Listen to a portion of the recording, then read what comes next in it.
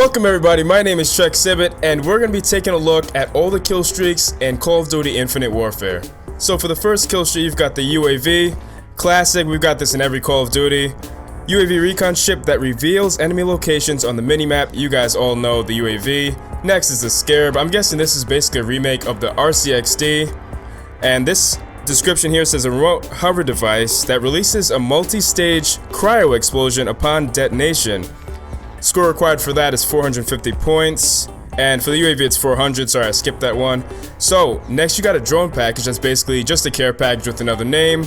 You can unlock this at player level 51, which is pretty high for a care package. You need 550 points to unlock this kill streak, and this is an automated drone that will deliver a random care package at your location. Next up, you've got the counter UAV, unlocked at player level 24. This requires 600 points, and this emits a jamming signal that disables the enemy minimap. You guys all know the CUAV. Next up is the Vulture. This is looking like a Talon to me. Basically, I'm sure it does the exact same thing. This is unlocked at player level 39 for 700 points. It's a companion drone that protects your 6. Next up, we've got the Trinity Rocket, unlocked at player level 46. Requires 750 points. And this is a large orbital cruise missile with boost capabilities that houses 2 additional projectiles. So it's basically a Hellstorm missile, if you guys are more familiar with that. Next up, we've got the Scorchers. This is really similar to a lightning strike. Requires 800 points.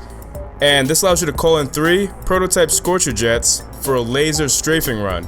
Alright, so we don't have bombs dropping this time. They're lasers. I know we're like 10,000 years in the future, so we've got a laser run. Next up is Bombardment. Not too sure about this. I'm thinking it's going to be like a B-52 maybe. I don't know how many rockets come down. But this is unlocked at player level 19. I'm sure it's not too powerful then. Requires 850 points. And the description says weapons satellite bombardment. So hopefully we do get to see that. Oh, I do remember in the beta it was kind of like they'd have this big red circle and the missile would come down. It like never gets any kills because you see the big red circle and it's like, alright, move out the way. So I don't know if that's too effective, but next up we've got the Shock Sentry here. Unlocked at player level 34 for 900 points. Turret fires electrically charged rounds, inflicting damage to the target and nearby enemies. Alright, so I don't know if that's gonna be OP. It sounds like it could be OP if you've got a group of people. I don't know how much damage it does, but requires quite a bit of points, so it should be quite powerful. And the next up, we've got Warden. This is probably similar to the Wraith or the attack helicopter if you guys are more familiar with Black Ops 1. Requires 1100 points. I've used this a few times and it's pretty good. It was decent in the beta, and I heard that these kill streaks are getting a buff, so it might be even better.